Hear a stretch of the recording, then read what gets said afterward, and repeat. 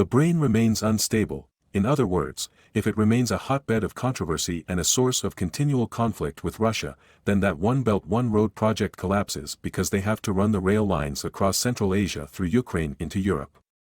Now, if you're Greek, Slovak, Hungarian, or SLO, you look at this and say, this is marvelous because these rail lines are going to help improve our economic position. Our prosperity will rise, and we'll be able to do business with China without shipping things all the way around Africa or through the Arctic into China. But if you are an American and view anything that China does as somehow another dangerous to American national interest, then you, ostensibly, like the Biden administration, want to keep the war in Ukraine going as long as possible to sabotage trade and commerce between Europe and China. President Xi has let it be known that he's considering visiting Moscow. I mean, how dramatic would that be? And what do you think he'd be saying to Vladimir Putin if they meet together in their private moments? Well, I think he will go to Moscow next week. I'd be surprised if he didn't. And he's going to show up with his peace proposal. I think his peace proposal is a fairly straightforward one. First of all, no preconditions. We're going to stop shooting.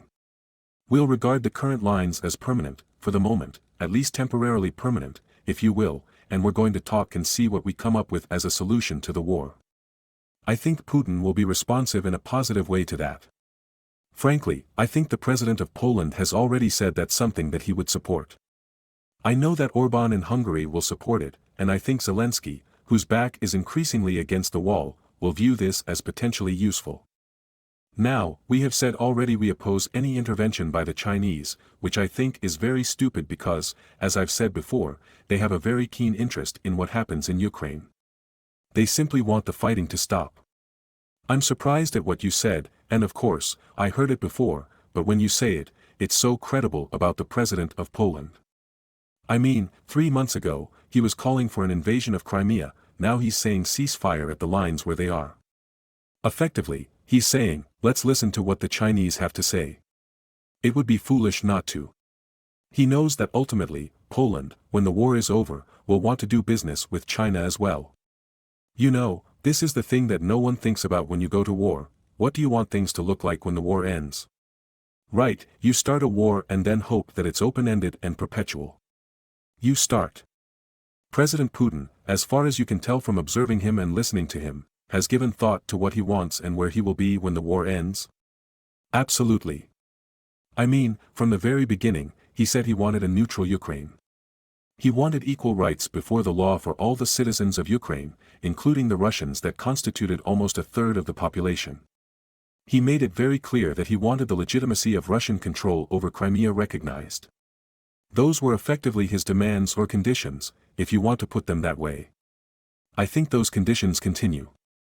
The problem now is that a lot of blood has been spilled, and the Russians are not going to surrender territory where the population is Russian to begin with and turn it back over to the Ukrainians.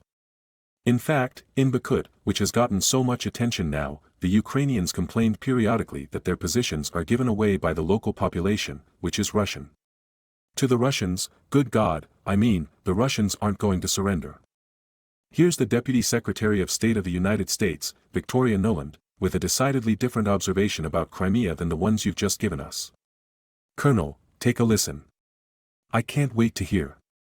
There is a drone base in Crimea where the drones that Iranians have given Russia are being launched from. There are command and control sites in Crimea that are essential for Russia's hold on all of the territory, including the land bridge. There are mass military installations on Crimea that Russia has turned into essential logistics and back-office depots for this war. Those are legitimate targets. Ukraine is hitting them, and we're supporting that, and we're starting World War III. I mean, is she really suggesting that we should be involved in attacking Crimea, which has been Russian since Catherine the Great? Let's be frank, if we are involved in striking targets in Crimea, if we are directly involved, that's an act of war against the Russian state and the Russian people. She knows that, and she should exercise better judgment. She also knows that the position in Ukraine is hopeless. She's trying to do the thing that we have worried about most of all, drag us into the war. What is her endgame? Does she really think, well, I guess we know her endgame from her prior behavior. She fomented and orchestrated the coup of 2014. She was largely responsible for the testimony from the Ukrainian side given against President Trump in the first of his impeachments. What does she want to do now? Does she really think that she can preside over driving Vladimir Putin out of office? My impression is that people inside the Beltway have a very unrealistic view of Russia and of the Russian state and its leader, and they actually believe much of what they say, which is extremely dangerous. I call it ideological blindness. They are filled with so much hatred for Russia and the government, they are incapable of seeing reality. They don't understand that what they want to do will not happen. Colonel, is the American private enterprise, the military-industrial complex, if you will, able to manufacture ammunition as fast as the Ukrainians are using it? No, obviously not. In fact, the Washington Post had an article about the artillery ammunition problem, saying that there was no way we could do it. In fact, we would need many months, perhaps years, even to reconstitute the arsenal that we've turned over to Ukraine. In terms of Javelin missiles and the various UMRAAM missiles that operate for NASAMS and other weapon systems, the 155mm artillery ammunition is now very scarce. The Europeans have practically no industrial base. The only one that can really produce very much quickly is Germany, and they're now in a position that is so weak. Their defense minister says Germany is incapable of defending itself, therefore can't afford to send anything else overseas. The Secretary of Defense is a retired 4-star career military. I don't know if he's West Point or not, you would know. But he's overseeing the depletion of American defensive and, if needed, offensive weaponry, which will take years to replace. Is that what you're telling us? Well, Judge, he was not appointed to the job that he currently holds as Secretary of Defense because they expected him to present resistance to dumb ideas nicely. You're, in your usual diplomatic way, but this is catastrophic. It's malfeasance in office. Well, if you're worried about the defense of the United States, I'd say you're absolutely right, particularly in the category of missiles. In terms of 155 ammunition, I don't see any armies landing in the Western Hemisphere and marching on the United States. But as far as fighting a war overseas, which people have talked about for years, it's a non-starter. We don't have enough ammunition to last us 2 weeks. I'd be surprised if we had a month's worth of ammunition sitting on the ground in Poland. Does the President of the United States, well, I know you can't answer this because you can't get in his brain, know what the people around him understand when he says things like, we're going to defend Taiwan at all costs? I mean, that would be, in my view, I'm not a military guy as you know, you correct me if I'm wrong, a military impossibility? Sure, well, it's another place 6,000 miles away from the United States. I mean, that's the problem with Ukraine. If you're going to fight a major adversary, a continental power like Russia or China or something, the last thing you want to do is make it easy for them and fight them on their doorstep. That is strategically stupid. That's the problem with this entire business in Ukraine, that's the problem with pushing NATO's borders out to the east. It's impossible to defend. In fact, Eisenhower felt it was impossible to defend NATO long before it had East European states as neighbors. He simply said, we don't have the resources on hand or the bandwidth. Why did NATO stay in existence after the Warsaw Pact dissolved, and Eastern Europe was liberated? Because Gorbachev believed what Jim Baker and George H.W. Bush told him. What was the reason for NATO after that? Well, there were 2 things. On the one hand, from the European vantage point, they saw NATO, and I'm talking now about the West Europeans because at that point there were no members from the East, as you point out, as an insurance policy against another war in Europe. It was unambiguously defensive and was designed to ensure that no new wars broke out on the continent. We saw it in a very different light. We saw it increasingly as something that we could leverage in the pursuit of our foreign policy aims, and the aims, of course, under the Clinton administration are very similar to the aims today. There's not much difference between Madeleine Albright, Strobe Talbot, Sandy Berger, and the people who were there then and the people that you're listening to today. They're interested in pursuing a war on ideological grounds that will forcibly transform other nations and societies into facsimiles of us. In addition to which, obviously, subjugate those states and those societies to our global financial system. I think you have summarized the thinking of Victoria Nuland. She said it in a more pugnacious way, you've said it in a more diplomatic way. Let me segue a little bit. What is the state of the Russian military today, particularly infantry, artillery, and tanks? Well, we have to go back and look at where Russia was in February of last year. At that point, one of the reasons that we grossly underestimated Russia's military potential was that Russia had a very small army. You had perhaps 200,000 Russian soldiers, of which 150,000 or more were professional soldiers, in other words, soldiers that had been enlisted for pay. The assumption was that this army would not last long, that this army was not motivated, the army was not sufficiently trained and disciplined, and so forth. Well, I think those things were erroneous. But what the Russians concluded is that, contrary to their expectations, they thought that this smaller force was all they needed for national defense. They got an education in eastern Ukraine that wasn't the case because they were facing a Ukrainian army that was larger, 450,000 regulars with another 200,000+ reservists. And they decided that we were going to back that Ukrainian force, come hell or high water, as they put it. And that's why you had a dramatic change in Russia. So, within a few months in the summer, the decision was made, we've got to mobilize more forces, we've got to expand the armed forces. Today, they've got about 740,000 troops in and around the theater that we call the Ukrainian War Theater.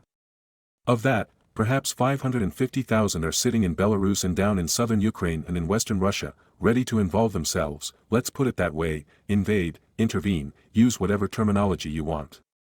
And they now have infinitely more modern, newer equipment than they did previously. They now have over 1,500 brand new tanks, more than 2,000 artillery systems, rocket artillery, missile systems. The truth of the matter is that what we have done is effectively expand, modernize, and professionalize the Russian army, creating something that did not previously exist. And, by the way, it's not going to go away. Now, let me run a clip for you from our CIA friend who, of course, makes the opposite argument. So, just to set the stage for the clip, he was boasting about how weak the Russian military was in Afghanistan. That's how the clip starts. Eventually, he, in about 45 to 50 seconds, comes around to his views of where the Russian military is today, decidedly different from yours. Jack Devine says paramilitary, he must mean Wagner. And before we get into whether Putin's political stability is crumbling, which doesn't seem likely at all, please assess what he said about the Russian military. Obviously, I think he's wrong, dead wrong.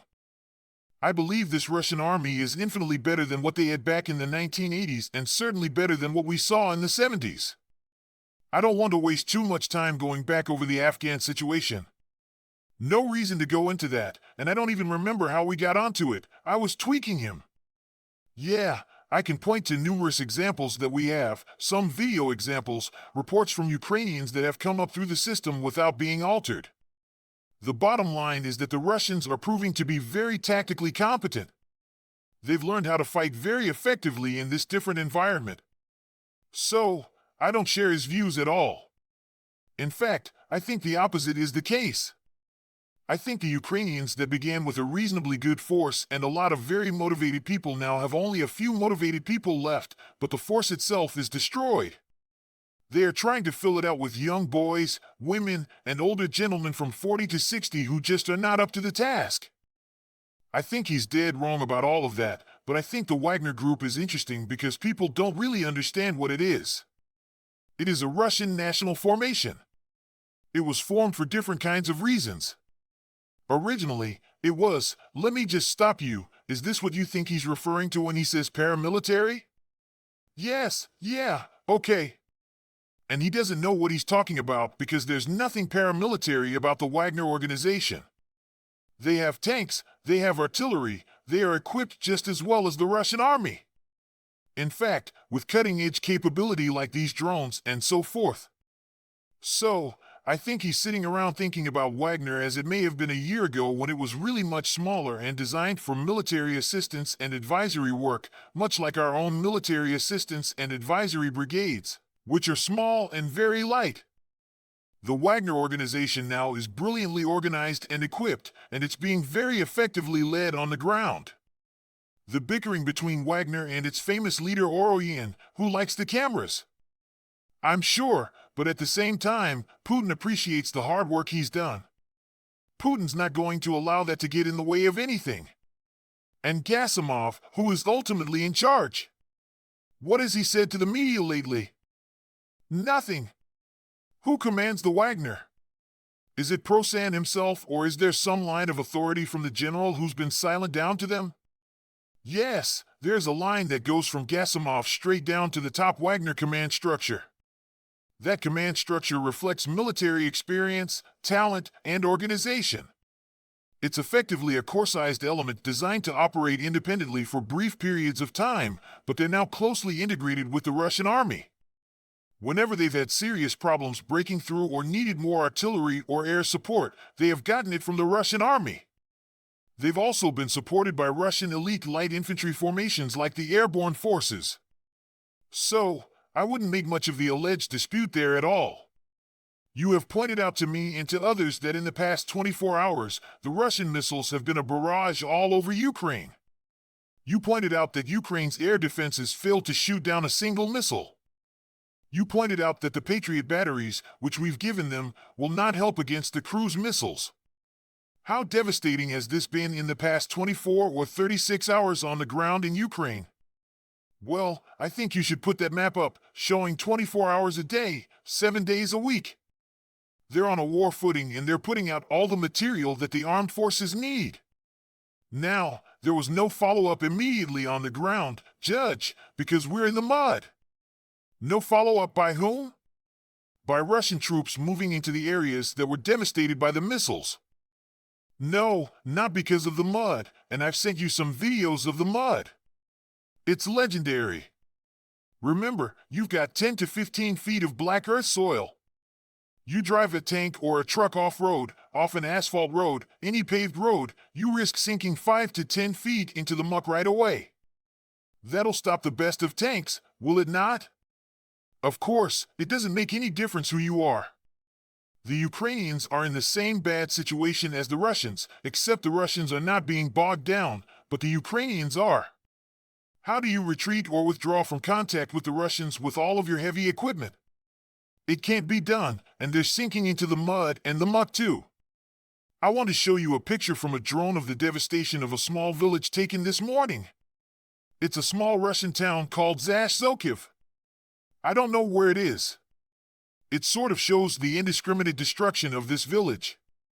I don't know if civilians have been killed. Just an example of what the missiles that the Ukrainians can't shoot down are doing. Let's stop here for a second. First of all, this is near Lviv, which is the far western side of Ukraine, over near the Polish border. Oh, so that's pretty profound that the Russians are destroying villages in that part of Ukraine. Well, you said the Russians are destroying villages. First of all, we don't know what was sitting there on the ground. Right? We don't know if it was an air defense site or if it had a radar. I'm not suggesting war crimes. I'm just suggesting they are attacking areas where they believe there's an energy source, but it's very far west. Yes, of course. But they may have also attacked it because there was something there, some supply depot of some kind. We just don't know. We didn't have a picture of it before it was destroyed, right?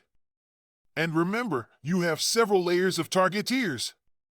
These are people that study the maps, look at the photographs, and then certify the targets. Those targets are then transmitted to the various batteries and then fired. We haven't had any role in any of that. We don't know what happened. Sometimes those targets are not valid.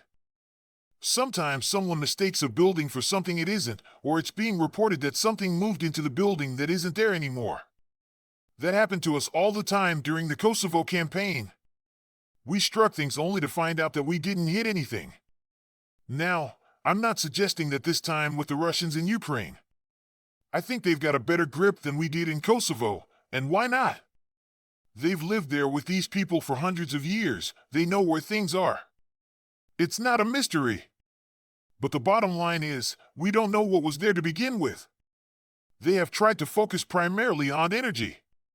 They're trying to bring the state to a standstill, and they've just about achieved that.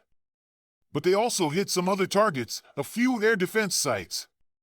But most of Ukraine's air defense is being stripped away. That brings us to the Patriot battery. The Patriot was really designed to shoot down theater ballistic missiles. Now, those exist. The Russians do have theater ballistic missiles, and they could be used to protect against those. But they're not really designed to deal with drones. They can shoot down aircraft, but if the aircraft launches from a great distance a set of cruise missiles, they may be able to shoot 1 or 2 or 3 down. But every time you shoot or engage with the Patriot, you're shooting 2 of your missiles. Now, if there are 50 or 60 targets, do the math. You've just expended 120 missiles. Well, where are you going to get more missiles?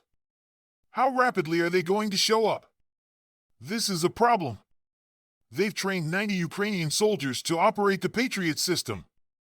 But I can guarantee you there will be contractors there from the West, Americans, Polish, Germans, in whatever uniforms or civilian clothes to supervise this because it's just too complex after a few weeks of training to turn over to the Ukrainians. We are training Ukrainian fighter pilots in the U.S. to fly F-16s. How dangerous is that? There are 30 to 35,000 Ukrainians training in Germany, the Czech Republic, Great Britain, the United States, Canada. They're all over the place being trained in various ways.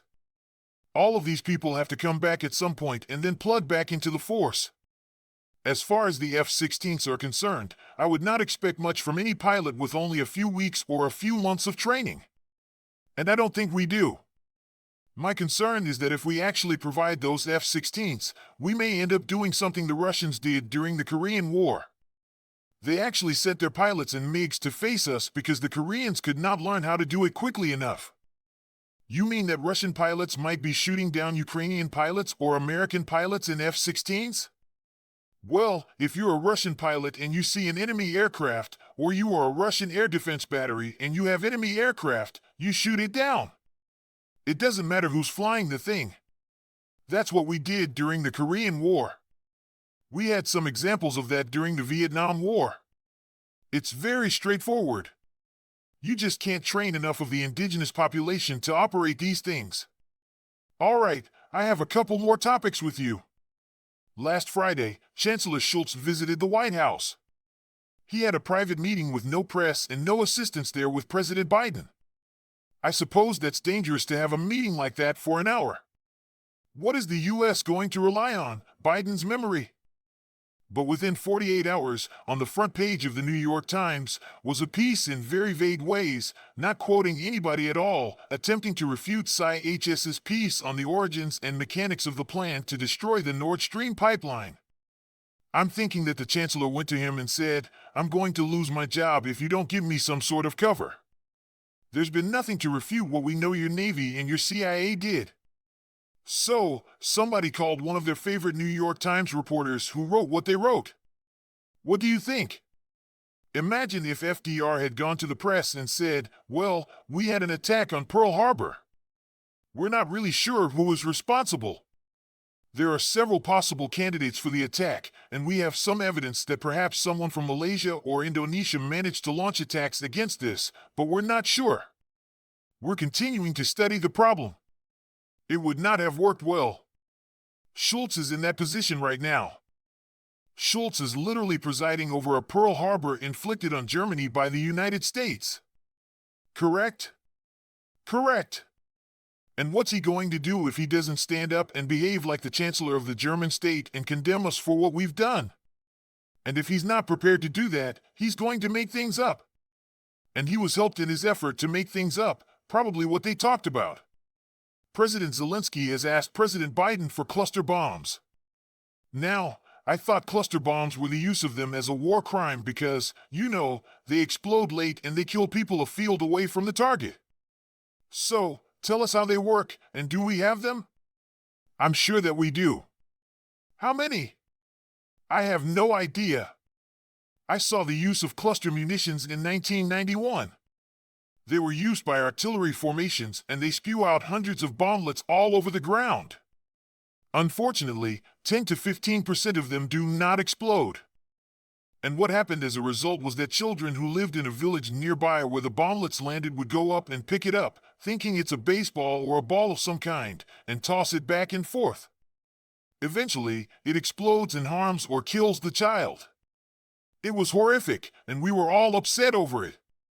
I was upset at the time when we were using them because they were firing these things right ahead of us in the path that we were going to take to reach the enemy. I kept asking, "Please check fire, Don't fire the damn ammunition. Use high explosive, that's fine, but no bomblets, please. Unfortunately, we ended up driving over them. Now, it doesn't hurt a tank or an armored fighting vehicle, but if you're in a truck or a Humvee or something, it does serious damage. And we had some casualties as a result of those bomblets. What's your prognosis for the course of events in the next month or so as spring approaches in Ukraine?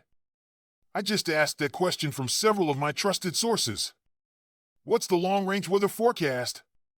Because I'm interested to know when the mud dries out. And whenever the mud dries out and you have trafficable ground, I would expect that the Russians will move. Unless, of course, there are peace talks and some arrangement is reached. But barring that, that could happen at the end of March, the end of April, the end of May, or even in June. In 1944, the Russians wanted to attack in May, but they couldn't do it out of Ukraine and White Russia because the ground wasn't trafficable. So, they ultimately waited until about the 20th or 21st. Then it was postponed to the 22nd of June, which happened to be the anniversary of the invasion of the Soviet Union by the Wehrmacht. And that was called Operation Barbarossa. That had a devastating impact on the Eastern Front. The only reason I'm bringing it up is I'm sure the Russians are looking at the ground, and when the ground is favorable, I'm quite certain they'll move. But until then, the last thing that you want to do is have someone advance deep and then find that they're alone, isolated, and no one can reach them because the ground everywhere else is not trafficable. So, you want to have a maneuver-free operation. And that, right now, is just not possible. So, I suspect we'll wait until the ground is trafficable. So, I'll watch the weather.